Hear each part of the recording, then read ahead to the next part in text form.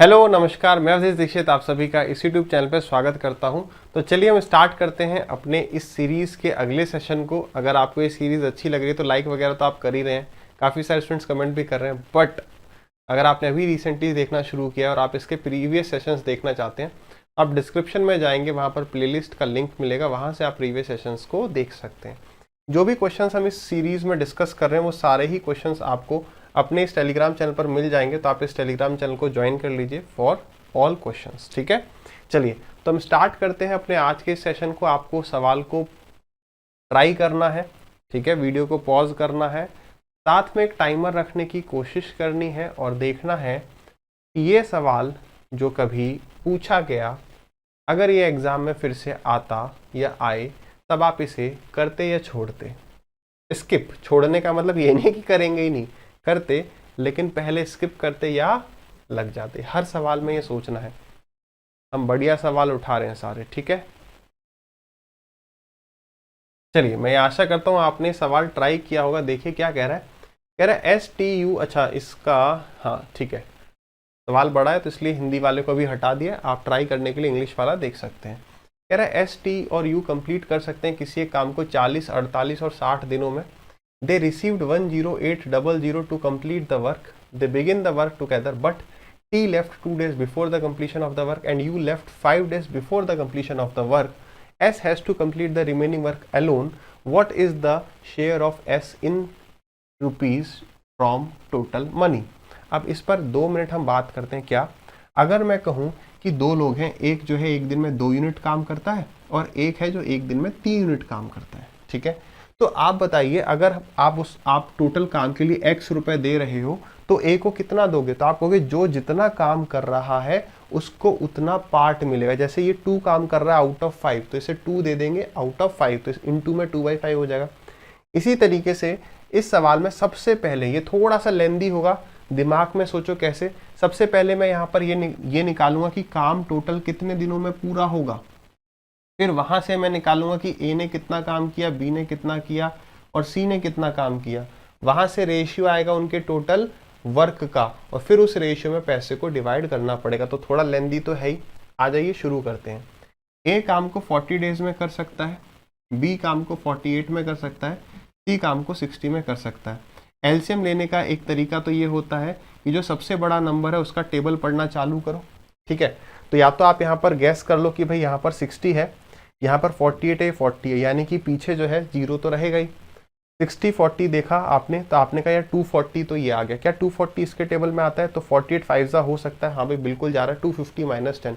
Otherwise आपको break करके prime factorisation करके एलसीएम लेना पड़ेगा। वो वाली बात भी हमने लास्ट क्लास में डिस्कस करी थी। यहाँ पर एलसीएम कितना आ गया? 240, यानी कि ए एक दिन में कितना काम कर रहा है? 6, बी कर रहा है 5 यूनिट और सी करेगा कितना? 4 यूनिट्स। अब आगे बढ़िए, कह रहा है उनने 7, अच्छा इतने तो रुपए उनके बीच में डिवाइड होंगे। उनने साथ में काम किया लेकिन टी जो है 2 दिन पहले काम को छोड़ के चले गया। तो हम क्या करते हैं ऐसे सवालों में, जो काम को छोड़ के चले जा रहा है उसके काम को और लेके आ जाओ। तो 2 दिन में कितना काम करता? कौन? अच्छा ए नहीं है यहाँ पर, STU है। ओहो कोई बात नहीं, ST और U। यहाँ पर कह रहा है they begin the work together, but T जो है वो 2 दिन पहले छोड़ गया। तो टी 2 दिन में कितना काम करेगा? 10। इसका काम ऐड कर दो। प्लस अगर मैं यहाँ पर आगे देखूं तो यू जो है वो 5 दिन पहले काम छोड़ दे रहा है। तो यू 5 दिन में कितना काम करेगा? 20। तो इसमें 20 ऐड कर दो। अब हो क्या गया, ये काम ऐड करने से क्या हो गया, हमने टी और यू को छोड़ने नहीं दिया, बैठा लिया। किसके साथ? एस के साथ। अब ये जो पूरा काम है ये तीनों मिलकर कर रहे हैं। कंसेप्ट हमने लास्ट क्लास में डिस्कस किया था। 6 4 10 5 15, यानी इस पूरे को किससे डिवाइड करेंगे? 15 से। कितना आ रहा है? 240 250 260 270, 270 डिवाइडेड बाई 15। 5 से गए ये 3 बार, 5 से गए ये 2 बार, 3 से गए 9 बार और 9 दूनी 18, यानी कि टोटल वर्क जो है वो 18 डेज में कंप्लीट हो रहा है। टोटल वर्क 18 डेज में कंप्लीट हो रहा है। एस तो एंड तक काम करा है नहीं, एस ने 18 डेज काम किया। टी की मैं बात करूं तो टी ने 18 डेज काम नहीं किया होगा, 18 में से 2 दिन कम काम किया होगा, ठीक है। टी ने 18 में से 2 दिन कम, यानी 16 दिन काम किया। और यू ने कितने दिन काम किया? यू ने 5 दिन कम काम किया 18 में से, यानी यू ने 13 दिन काम किया। अच्छा, तो इनके वर्क का रेशियो कितना हो गया? इसने कितना यूनिट काम किया? इसने किया 18 इंटू में 6 डेज, बी ने किया 16 इंटू में 5 और सी ने किया 13 इंटू में 4। क्या कुछ कट पा रहा है क्या?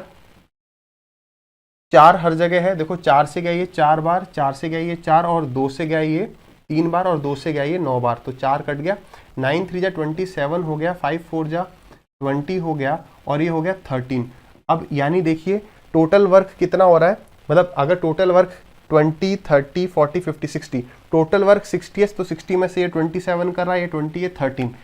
पैसा किसको देखना है? एस को कितना मिला, तो एस को मिलेगा 27 आउट ऑफ 60 और टोटल पैसा है कितना? 10800 10800। 0 से 0 गया, 9 से गया ये 9 से, तो अब क्या जाएगा? ये जाएगा 3 से गया आपका 9 टाइम्स और 3 से गया ये 2 टाइम्स और 2 से गया ये कितनी बार? 2 से गया ये 540 टाइम्स। 540 को मल्टीप्लाई करो 9 से, 900 9 4 जा 36, पीछे 6 है ना, यही होगा खत्म। वैसे देख लेते हैं 9 9 36 और 9 45 30, ठीक है 48, सही है। आगे बढ़े, समझ में आया? थोड़ा सा लेंथी सवाल था। अगर सब लोग बराबर दिन काम कर रहे होते, बात को समझना, अगर सब लोग बराबर डेज ऑफ वर्क काम, बराबर डेज ऑफ, क्या कहना था, अगर सब लोग बराबर दिन काम कर रहे थे, अंग्रेजी कभी कभी कहीं और ले जाती है। अगर सभी बराबर दिन काम कर रहे होते तो जो पैसा डिवाइड हो जाता सीधे उनकी एफिशिएंसी के रेशियो में डिवाइड हो जाता, लेकिन अब उनका नंबर ऑफ डेज बदल रहे हैं तो इसलिए डेज इनटू में एफिशिएंसी यानी वर्क के रेशियो में पैसा डिवाइड हुआ। अगला सवाल आसान सा सवाल है, आप इसे मेंसुरेशन कह लो, ज्योमेट्री कह लो, कुछ भी कह लो, एक ही बात है। सवाल उठा लिया है, क्या कह रहा है? A farmer's land is in the shape of a trapezium which has its parallel sides measuring 2.56 yards and 3.44 yards and the distance between the parallel sides is 1.44 yards. The cost of ploughing the land is 1800 per square yard. अच्छी बात है, सब कुछ उसने yards में दिया है। हमें जो यार्ड्स को मीटर स्क्वायर में या मीटर स्क्वायर को यार्ड्स में कन्वर्ट नहीं करवा रहा है, What amount will have to be spent in order to plow the entire land। तो हम यहाँ से समझ गए हमें मोटा मोटा करना क्या है, ट्रेपेजियम का एरिया निकाल लेंगे यार्ड्स में और एक यार्ड के लिए 1800 रुपए खर्च करने हैं तो इंटू कर देंगे उसके 1800 से। तो भाई एरिया ऑफ ट्रेपेजियम क्या हो जाएगा? हाफ इंटू में सम ऑफ पैरेलल साइड्स, तो पैरेलल साइड्स के 2.56 और 3.44 देखना, 3 और 2 5 और ये 0.56 और 0.44 पूरा एक हो रहा है, नहीं 6 हो गया। Half sum of parallel sides into में हाइट कितना है? 1.44, ठीक है भाई कोई बात नहीं है, और इसे मल्टीप्लाई कर देना किससे? 1800 से, ये मेरा आंसर हो जाएगा। ठीक है, इन दो जीरो से ये डेसिमल उड़ जाएगा, इस 2 से ये जाएगा 3 बार, यानी मल्टीप्लाई तो करना पड़ेगा। क्या मैं लास्ट डिजिट से इसे उड़ा सकता हूँ? ये 2 है, ये 2 है, ये 6 है, ये 4 है। एक ट्राई देके देखते हैं। 3 4 जा 12, 3 4 जा 12, पीछे आ गया 2 और 8 दूनी 16, पीछे आ गया 6, तो 6 तो यार एक ही ऑप्शन में, अगर टाइम कम है तो इसके टिक करके आगे बढ़ेंगे क्योंकि हमारा सवाल को अटेम्प्ट करने का तरीका बिल्कुल सही है, यहाँ पर कोई गलती नहीं है, तो यही आंसर होगा। देखो और आगे बढ़ो, मत करो, यही एक स्मार्ट वे, ऐसी जगह पर हमें समय बचाना होता है। देखिए सवाल क्या कह रहा है? A man has 3 sons 2 daughters and a wife, they divided a sum of 19,000 among themselves such that each daughter got 1.5 times the amount received by each son and his wife received 600 less than ये what is the total amount received। ठीक है, चलना ही पड़ेगा इसमें, आ जाइए। ठीक है, देखो एक आदमी के पास 3 बेटे हैं, 2 बेटियां हैं और अच्छा एक ही वाइफ है। चलिए आगे कह रहा है उसने जो डिवाइड किया है ये पैसा अमॉन्ग देम इस तरीके से कि प्रत्येक डॉटर, यहाँ पे प्रत्येक डॉटर के बारे में बात हो रही है, सारी डॉटर्स के बारे में बात नहीं हो रही है। हर एक डॉटर को 1.5 गुना पैसा मिल रहा है। डॉटर इज गेटिंग 1.5 गुना, किसका? जितना एक बेटे को मिल रहा है उसका। ईच सन लिखा है यहाँ पर, यानी कि 1.5 मतलब कि 1.5 यानी 3/2, यानी अगर बेटे को 2 मिल रहा है तो बेटी को मिल रहा होगा 3। ठीक है, आगे कह रहा है और वाइफ को 600 कम मिला है बेटे से, तो वाइफ को कितना मिला होगा? बेटे से 600 कम, तो 2 माइनस में 600 आ गया। लेकिन ये बात हमने कितनी ही बार डिस्कस की है कि आप कभी भी रेशियो में से ये 3:2, ऐसा नहीं है कि बेटी को 3 रुपए दे दिए, बेटे को 2 रुपए और वाइफ को 2 रुपए, ना, ऐसे तो ये माइनस में आ जाएगा। हम कभी भी रेशियो में से एक एग्जैक्ट वैल्यू जैसे 600 माइनस नहीं कर सकते, तो मुझे यहाँ पर एक्स वाई जेड किसी एक कांस्टेंट या वेरिएबल का, किसी एक वेरिएबल का सहारा लेना पड़ेगा। यहाँ पर हमने लगा दिया कोई भी एक वेरिएबल। अब ये एक बेटे, एक बेटी और एक वाइफ की बात हो रही है। ठीक है, तो यहाँ पर बेटियां कितनी है? तो टोटल पैसा वो कह रहा है 19,000 है। टोटल बेटियां हैं कितनी? यहाँ पर कह रहा है बेटियां 2 हैं, तो 3 इंटू में 2x यानी कि 6x हो गया, प्लस बेटे कितने? 3, यानी कि टोटल पैसा कितना दे दिया? 6x दे दिया बेटों को, प्लस ये हो गया आपका 2x माइनस में 600। ये पूरा किसके बराबर है? मैं अकॉर्डिंग टू क्वेश्चन 19,000 के बराबर है। कितना आ गया ये आ गया 6 और 6 12 और 2 14, यानी कि ये आ गया आपका 14x, माइनस में 600 इधर पे आ जाएगा, तो ये प्लस का 600 हो जाएगा, 19,600 हो जाएगा। यहाँ से आपकी x की वैल्यू इतनी आ जाएगी, x की वैल्यू इतनी आ गई।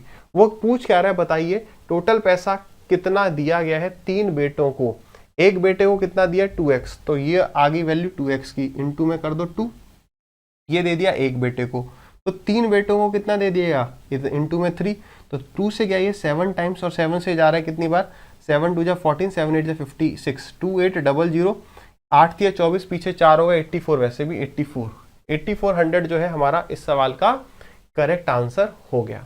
चलिए आगे देखते हैं अगला सवाल,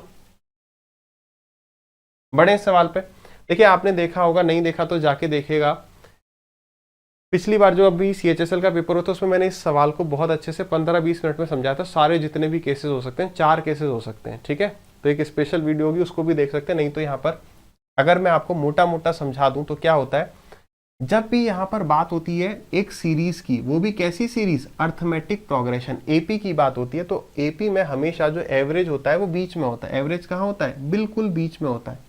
मान के चलो ये 100 मीटर लंबी रोड है, तो आपने कसम खाई है कि मैं रोड के एकदम बीच में ही खड़े रहूंगा। ये 100 मीटर की रोड है, यानी आप 50 मीटर पर एग्जैक्ट खड़े हो। अगर मैंने यहाँ पर 50 मीटर की रोड और जोड़ दी तो आप किधर जाओगे, मैंने 50 मीटर की रोड, और ये कंसेप्ट है, 50 मीटर की और रोड जोड़ दी तो आप राइट में शिफ्ट हो जाओगे, कितना, आप मिडिल में रहना चाहते हैं तो 50 का आधा यानी कि आप 25 शिफ्ट हो जाओगे राइट में। बिल्कुल हूबहू ऐसे ही सवाल ये होते हैं, जैसे कह रहा है the average of 3 consecutive even numbers is A, ठीक है, आप एकदम बीच में खड़े हैं, आप एकदम बीच में खड़े हैं और वो है A पर, ठीक है। अब अगले 5 नंबर ले लिए, तो बताओ यहां से वो 5 नंबर कितनी दूरी तक फैले होंगे, 10 मीटर तक। एक इवन नंबर मतलब 2 आगे बढ़ना, 5 इवन नंबर यानी 10 आगे बढ़ना। तो अब आप राइट में ही शिफ्ट होंगे, बढ़ेगा ही कितना, 10 का आधा यानी कि 5। बात समझ में आ रही है? फटाफट से देखो, अगर मान लो ये 3 5 के मल्टीपल होते, जैसे कि मान लो 20 25 और 30 होते, और अगले में 5 के 5 मल्टीपल और ऐड कर देता, अगर मैं 5 मल्टीपल और ऐड कर देता तो 25 ऐड हो जाता, तो 25 का आधा यानी कि यहां पर होता प्लस 12.5। अगर यहीं पर ये प्राकृतिक संख्याएं होती है ना, पहली 3 प्राकृतिक या कोई 3 प्राकृतिक संख्याओं का एवरेज A है, average of some consecutive natural numbers is A, तो अगर मैं 5 नेक्स्ट नेचुरल नंबर ऐड कर देता तो क्या होता, तो 5 नेचुरल नंबर मतलब कि 5 दूरी बढ़ गई है और उसका कर दो आधा, उतना ही तो शिफ्ट होंगे, तो प्लस 2.5। समझ में आ गया? तो इसका आंसर होगा A + 5। पेंट ज्यादा हिलाने की जरूरत ही नहीं है, बस दिमाग चलाना है। आ जाइए, अगला सवाल है आपके पास, x + 1/x की वैल्यू जो है √13 है, तो बताइए x की पावर 5 - 1/x की पावर 5 क्या है। अलजेब्रा में हम ये पूरा ढंग से डिस्कस आगे कर भी रहे होंगे, अलजेब्रा की क्लास चल रही है मंडे टू फ्राइडे 8 PM, नहीं देखिए तो देखो, 2 सेशन हो चुके हैं। देखिए इसमें काफी सारे फॉर्मूले होते हैं, x की पावर 4 + 1/x की पावर 4, x की पावर 2 - 1/x की पावर 2, x की पावर 5, x की पावर 6, x की पावर 7, तीन केस हो गए, इन तीनों में भी सबके बीच में प्लस माइनस, इसको रट तो पाएंगे नहीं, तो इसका फॉर्मूला कभी भी रटना नहीं है, हमेशा क्या करना है, समझना है। फटाफट से देखिए क्या यार, x की पावर 5 मिलेगा कैसे, तो वो मिलेगा x की पावर 3 से और x की पावर 2 से, क्योंकि यहाँ पर नेगेटिव है यानी किसी एक को नेगेटिव होना पड़ेगा, तो हम छोटे वाले पावर को नेगेटिव बनाएंगे। मैं आपको अभी फॉर्मूला बनाना बता रहा हूँ, फिर कैसे बना लेंगे वो देखना। तो हम क्या करेंगे, हम x की पावर 3 + 1/x की पावर 3, बात याद रखना, अगर कभी भी नेगेटिव चाहिए होगा तो मैं छोटे वाले पावर में नेगेटिव दूंगा, क्यों दूंगा उसको भी समझते हैं। देखिए जब इसे, ये 2 टर्म है, यहाँ पर 2 टर्म है, यानी 2 × में 2 करोगे तो 4 टर्म आएंगी, है ना, लेकिन हमें तो चाहिए केवल और केवल 2 टर्म। तो x की पावर 3 × में x की पावर 2 विल बी x की पावर 5, दिस इंटू में दिस विल बी माइनस का x प्लस दिस इंटू में दिस विल बी 1/x, और दिस इंटू में दिस विल बी माइनस का 1/x की पावर 5। तो हमें तो क्या चाहिए, हमें तो सिर्फ इतना वाला पार्ट चाहिए। तो अब आप यहां पर देख रहे हो कि हमारे पास एक्स्ट्रा क्या आ रहा है, हमारे पास एक्स्ट्रा आ रहा है x - x + 1/x। अगर आप यहां पर माइनस कॉमन ले लोगे, अगर आप यहां पे माइनस कॉमन ले लोगे तो आपके पास क्या बचा, x - 1/x। समझना, मैंने यहाँ पर माइनस को कॉमन ले लिया, इसको मैं क्या लिख सकता हूँ, इसी पूरे पार्ट को अगर मैं इसको यहाँ से हटा दूं तो मैं इसे लिख सकता हूँ माइनस में x - 1/x, ठीक है, ये मेरे पास बचने लग रहा है।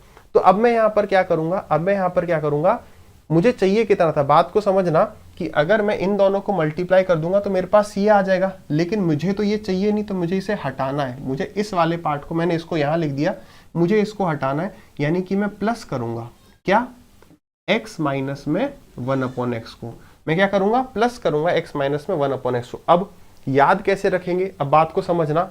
सबसे पहले समझो, अगर कभी भी ये आ जाता तो बहुत आसान हो जाता। कैसे आसान होता, x की पावर 3, इसका मतलब समझना x की पावर 3 प्लस 1/x की पावर 3, माइनस तो है ही नहीं, यानी कि वो मल्टीप्लाई होगा किससे, x square plus 1/x square से। तो वहां पर बचेगा क्या, वहां पर आ जाएगा, देखो पावर 3 है पावर 2 है, यानी x वाला टर्म बचेगा, और वहां पे भी पॉजिटिव ही बचेगा, मतलब कि प्लस x प्लस 1/x आएगा, यानी इसमें से माइनस कर देंगे हम क्या, x प्लस 1/x, माइनस कर देंगे x प्लस 1/x, पॉजिटिव वाला आराम से बनते जाएगा।